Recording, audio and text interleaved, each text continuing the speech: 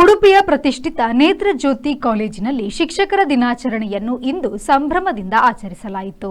Netrajyoti college ಹಾಗೂ ಪ್ರಸಾದ್ ನೇತ್ರಾಲಯ multi speciality ಕಣ್ಣಿನ ಆಸ್ಪತ್ರೆಯ ವತಿಯಿಂದ ನಡೆದ ಕಾರ್ಯಕ್ರಮದಲ್ಲಿ ಮುಖ್ಯ ಅತಿಥಿಗಳಾಗಿ ಮಾಹೆ ಮಣಿಪಾಲದ ಮುಖ್ಯ ಕಾರ್ಯನಿರ್ವಹಣಾಧಿಕಾರಿಗಳಾದ ಡಾಕ್ಟರ್ ಆನಂದ್ ವೇಣುಗೋಪಾಲ್ ಅವರು ಆಗಮಿಸಿದ್ರು. ನೇತ್ರಜ್ಯೋತಿ ಕಾಲೇಜಿನ ಸಂಸ್ಥಾಪಕಾಧ್ಯಕ್ಷರಾದ ಡಾಕ್ಟರ್ ಕೃಷ್ಣ ಪ್ರಸಾದ್ ಕೂಡ್ಲು ಅವರು ಮಾತನಾಡಿ, ಹಿಂದಿನ ಶಿಕ್ಷಕರ ಮೇಲಿದ್ದ ಭಯ, ಭಕ್ತಿ ಹಾಗೂ ಗೌರವ ಈಗ ಕಡಿಮೆಯಾಗಿದೆ.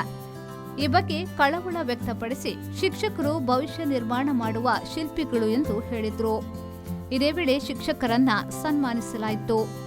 ಕಾಲೇಜಿನ ಸಿಒಒ ಡಾಕ್ಟರ್ ಗೌರಿ ಪ್ರಭು, ಪ್ರಸಾದ್ ನೇತ್ರಾಲಯದ ಪ್ರಸಿದ್ಧ ನೇತ್ರ ತಜ್ಞರಾದ ಡಾಕ್ಟರ್ ಪರೇಶ್ ಪೂಜಾರಿ ಉಪಸ್ಥಿತರಿದ್ದರು. ಕಾರ್ಯಕ್ರಮದಲ್ಲಿ ಕುಮಾರಿ ಶ್ರಾವ್ಯ ಮತ್ತು ಸಂಗಡಿಗರು ಪ್ರಾರ್ಥಿಸಿದ್ರು. ಪ್ರಸಾದ್ ನೇತ್ರಾಲಯದ ಆಡಳಿತಾಧಿಕಾರಿ ಮಧ್ವಾ ವಲ್ಲಭ ಆಚಾರ್ಯರು ಸ್ವಾಗತಿಸಿದ್ರು. ಕುಮಾರಿ ಐಶ್ವರ್ಯ ಶೆಟ್ಟಿ ವಂದಿಸಿದ್ರು. ಮಾಧವ ಪೂಜಾರಿಯವರು ಕಾರ್ಯಕ್ರಮವನ್ನ ನಿರೂಪಿಸಿದ್ರು. Raviraj, B4 news, Padubidri.